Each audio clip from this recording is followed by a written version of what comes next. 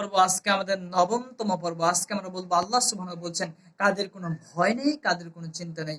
আল্লাহর নিকট প্রতিদান রয়েছে, আল্লাহর নিকট সওয়াব রয়েছে, তাদের কোনো ভয় নেই, তাদের কোনো চিন্তা নেই। আপনি কি চান আপনার কোনো ভয় থাকবে না, আপনার কোনো চিন্তা থাকবে না, আপনার সওয়াব হবে, আপনার মর্যাদা হবে এবং কোনো ভয় নেই, চিন্তা নেই? তাহলে কি আমল করতে হবে? চারটি আমল করতে হবে। যদি চারটি আমল আমরা করতে পারি তাহলে আমাদের কোনো ভয়ও থাকবে না, চিন্তাও থাকবে না। আল্লাহর নিকট সওয়াব রয়েছে, বলেন সুবহানাল্লাহি ওয়া বিহামদিহি।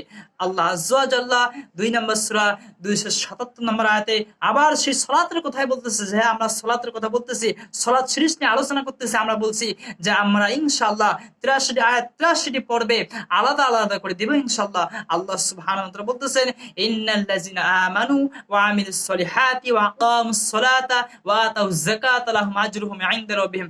আল্লাহ সুবহানাহু ওয়া তাআলা বলেন যারা ঈমান আনে, প্রথমত ঈমান আনয়ন করতে হবে, সৎ কাজ করতে হবে, সালাত কায়েম করতে হবে, যাকাত প্রদান করতে হবে। যারা এই কাজগুলো করবে লাহুম আজরুহুম ইনদা রাব্বিহিম, রবের নিকট আজর রয়েছে, প্রতিদান পুরস্কার রয়েছে। ওয়ালা খাউফুন আলাইহিম ওয়া লাহুম ইয়াহজানুন, তাদের কোনো ভয়ও থাকবে না, তাদের কোনো চিন্তাও থাকবে না। বলেন সুবহানাল্লাহি ওয়া বিহামদিহি।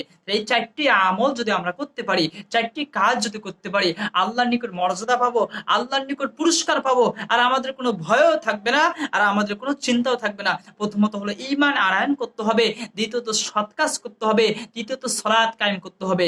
আর সালাত ব্যতীত আল্লাহর নিকট মর্যাদা পাওয়া যাবে না, পুরস্কারও পাওয়া যাবে না, মুমিন মুসলিম মুত্তাকি হওয়া কিছুই হওয়া যাবে না। এজন্য অবশ্যই সালাত কায়েম করতে হবে ৩ নম্বরে।